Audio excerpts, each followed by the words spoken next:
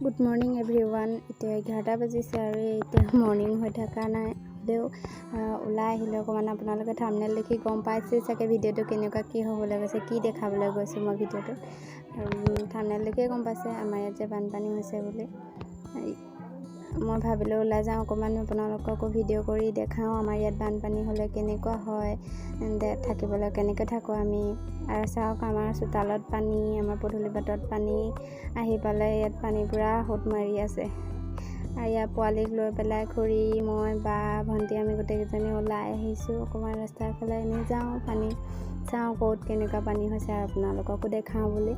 আহকচোন তেতিয়াহ'লে ভিডিঅ'টো লগে লগে আপোনালোকে চাওক কেনেকুৱা হয় আমাৰ ইয়াত পানী হ'লে, কিমান পানী হৈছে, কি হৈছে কি নাই চাওক। ইয়াৰ পোৱালি চাওক পানী নামিবলৈ পাই কিমান ফূৰ্তি। পানীত পাই মানে সি ফূৰ্তি মানে পূৰা ফূৰ্তি আৰু সি উঠিবলৈ মন নাই পানীৰ পৰা, পূৰা খেলিছে। আহক ভিডিঅ'টো চাওক আপোনালোকে কেনেকুৱা দেখিলে ক'ব। লাইক কমেণ্ট শ্বেয়াৰ ছাবস্ক্ৰাইব কৰিবলৈ নাপাহৰিব কিন্তু।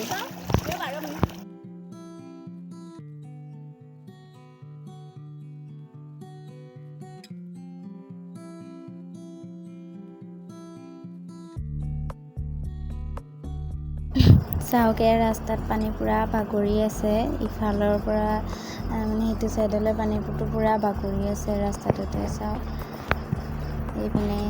এইপিনে পানী সোমাই গৈছে, আমাৰ ঘৰলৈ সোমোৱা ৰাস্তাটোত পানী পূৰা বাগৰি সোমাই গৈ আছে।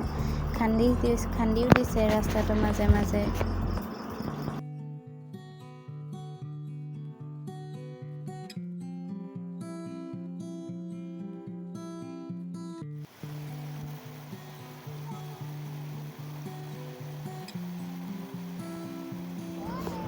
এইটোৱে আমাৰ গাঁৱৰ এইটোৱে ৰাস্তা আছিলে। এই ৰাস্তাটোৰ ওপৰেদি পানী পূৰা বাগৰি আছে। এইটো ছাইডলৈ নদীখনেই আগলৈ আছে, তাৰ পৰা পানীখিনি মানে এটা ছাইডে বেছি হৈ থকাৰ বাবে এইটো ছাইডে পূৰা পানীখিনি বাগৰি আছে। ৰাস্তাটো অহা যোৱা কৰিবলৈ বহুত দিগদাৰ হৈছে এতিয়া, বিশেষকৈ বাৰিষা দিনত বহুত প্ৰব্লেম হয়।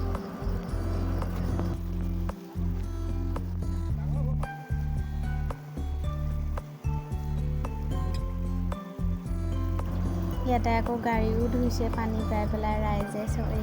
চাওকচোন ইয়াত গাড়ী ধুইছে। মই ভাবিলোঁ ওলাই আহিছোঁ যেতিয়া আপোনালোককো দেখাওঁ ৰাস্তাটো আমাৰ ইয়াত কিমান দিগদাৰ। চাওকচোন চবেই কিমান প্ৰব্লেমৰ মাজত আমি থাকোঁ। বাৰিষা হ'লে কিমান প্ৰব্লেম হয় আমাৰ, কিমান পানী কেনেদৰে ৰাস্তাটোত বাগৰি আহিছে। ইয়াতকৈও ডাঙৰ পানী হয়, এইটো সৰু বুলিয়ে ক'ব লাগিব, ইয়াতকৈ বহুত ডাঙৰ পানী হয়। এইবাৰ এইটোৱে প্ৰথম পানী হৈছে, এইটোৱেই মানে ডাঙৰকৈ পানী হৈছে আৰু হ'ব চাগে এতিয়া ইয়াতকৈ ডাঙৰ পানী হ'ব। এতিয়া আৰু প্ৰব্লেম বেছি হ'ব আমাৰ কাৰণে, আমাৰ অহা যোৱা যাতায়াতৰ কাৰণে প্ৰব্লেম হ'ব। ইয়াত থকা খোৱাৰ কাৰণে দিগদাৰ হ'ব। বহুতৰে খহাইছেও নদীত।